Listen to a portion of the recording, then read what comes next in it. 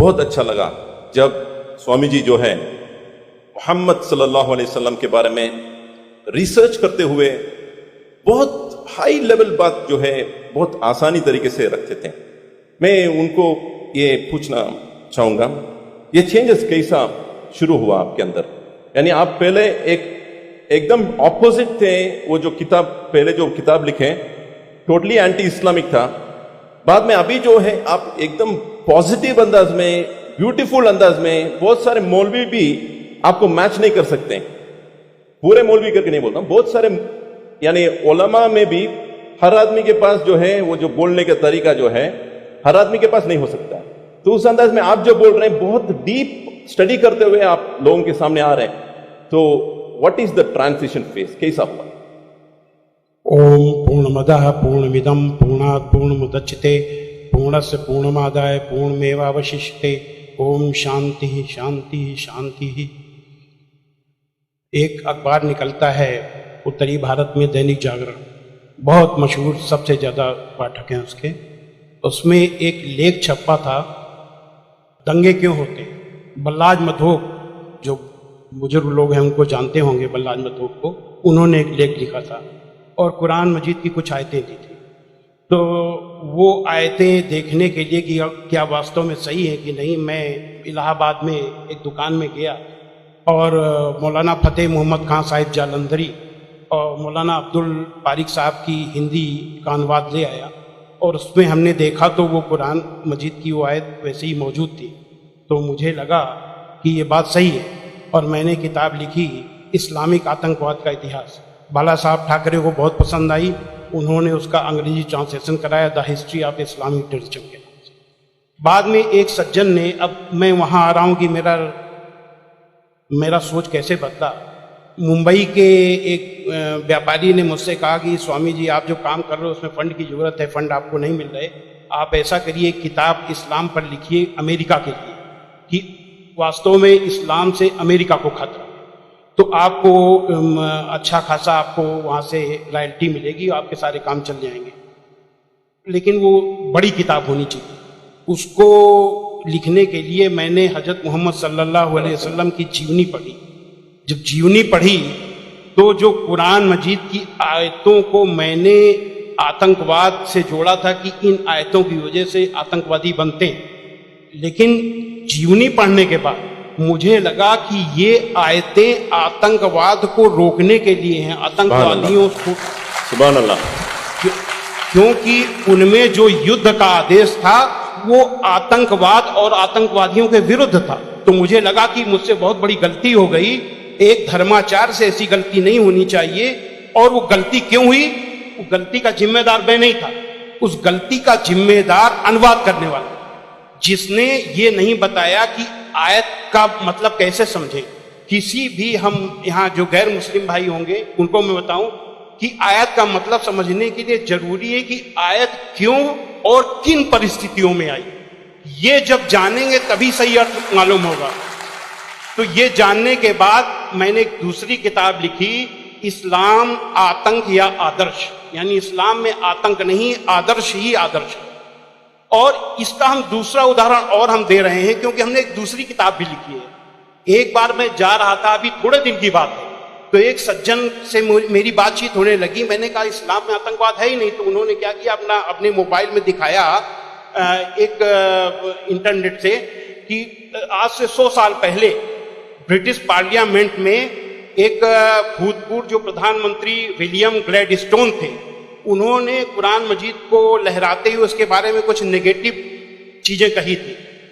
तो मुझे बिल्कुल अपनी बात याद आ गई कि जैसे मैंने गलत समझा वैसे विलियम ग्लैडस्टोन ने भी गलत समझा, और उसके जिम्मेदार वो नहीं, अनुवाद करने वाले थे, क्योंकि उन्होंने सही अनुवाद उसको सही ढंग से एक्सप्लेन क्यों नहीं किया।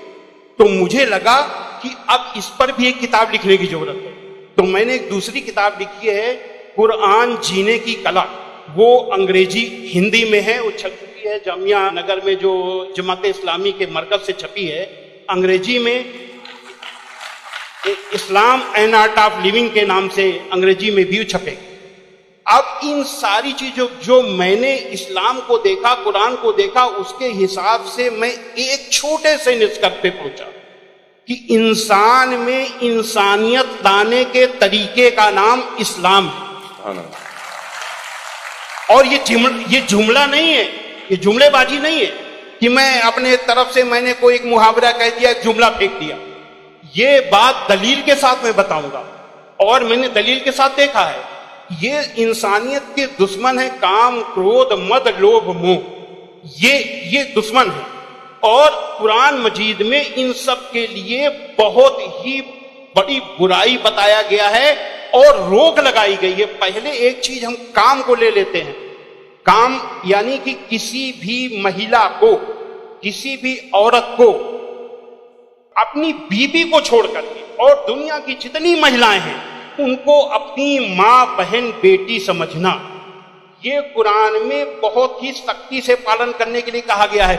अभी तक आप लोगों ने देखा होगा कि जो गैर मुस्लिम भाई हो सुने कि किसी भी मर्द को देख करके औरत को अपनी निगाहें नीची कर लेना चाहिए, लेकिन कुरान का क्या हुक्म है?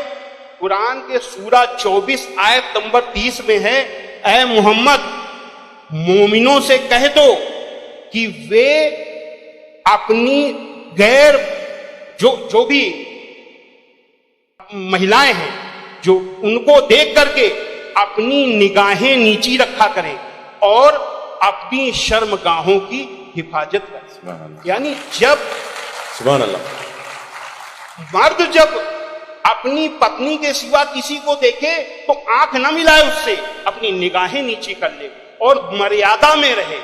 ये पुरुष के लिए ये बनाया गया नियम, और यही नियम औरत के लिए भी, दोनों के लिए वही नियम बनाए गए।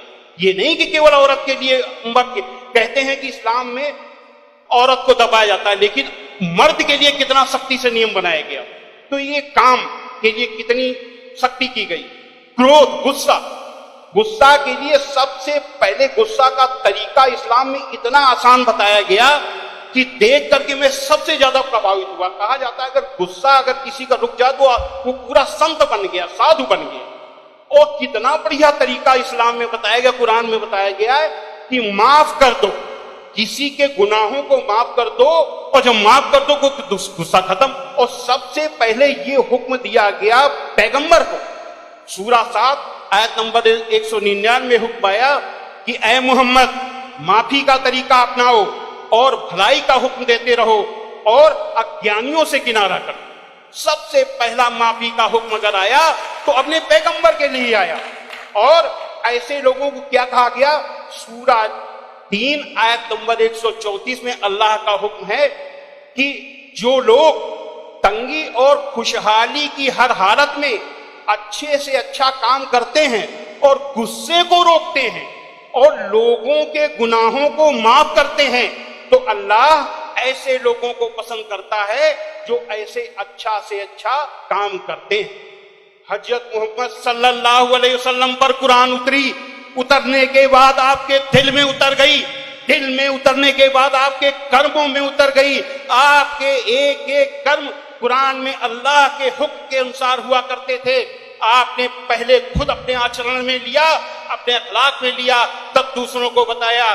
फतेह मक्का के दिन वो अबू सुफियान जो आपके खिलाफ मक्का की एक एक लड़ाई में आपके खिलाफ नेतृत्व करते थे, जब वो सामने पड़े फतेह मक्का के दिन, तो हजरत मोहम्मद सल्लल्लाहु अलैहि वसल्लम ने कहा कि आज अबू सुफियान को माफी, और जो अबू सुफियान के घर में दाखिल हो जाए उसे भी माफी।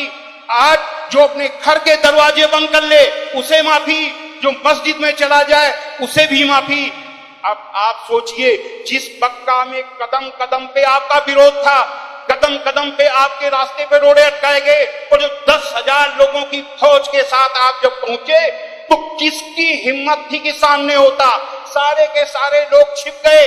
जब हजरत मोहम्मद सल्लल्लाहु अलैहि वसल्लम ने देखा कि कोई नहीं दिखाई दे रहा, तो बहाना बनाया माफी देने का। ये बहाना क्या बनाया कि जो यहां चला छुप जाए उसे माफी, जो वहां छुप जाए उसे माफी, जो वहां छुप जाए उसे भी माफी। यानी किसी न किसी बहाने सबको माफी, माफी, माफी और माफी। माशाल्लाह। स्वामी जी, आपको रोकना मेरे दिल में क्या है, ख्वाहिश तो नहीं है, मगर मैं पैनल डिस्कशन कंडक्ट कर रहा हूं अभी। इसलिए आपसे एक सवाल भी मैं करूंगा। मैं समझ रहा हूं आपके जो रिसर्च बहुत डीप है, फिर भी एक सवाल मैं आपसे पूछना चाहूंगा। अभी आपको ये रिसर्च होने के बाद क्या आपको ये लग रहा है कि मुसलमान जो आजकल के बहुत सारे मुसलमान जो है वो खुद जितना आपने रिसर्च किए, अक्सर लोग रिसर्च नहीं करें, क्या ये एक वजह हो सकता है? मेरे हिसाब से मैंने जो भी मसाइल यानी समस्याएं दुनिया में देखी हैं, उन सारी समस्याओं का पॉजिटिव हल कुरान मजीद में मौजूद है। बस देखने की जरूरत है। जो ईश्वरीय किताबें होती हैं वो बहुत ही रहस्यमयी होती हैं, उनको समझना आसान काम नहीं है। उसके लिए तन और मन दोनों की पवित्रता चाहिए। केवल शरीर नहाया धोया ना हो, केवल शरीर को पाक करने की ही केवल जरूरत नहीं है, मन को भी पाक करने की जरूरत है। जब शरीर और मन से पाक होकर के आप देखेंगे तो उसका राज समझ में आएगा, आपकी हर समस्या का हल कुरान मजीद में मिल जाएगा। और उसी नजरिए से आज का मुसलमान कुरान मजीद को नहीं देख रहा, इसीलिए समस्याएं पैदा हो रही। Thank you.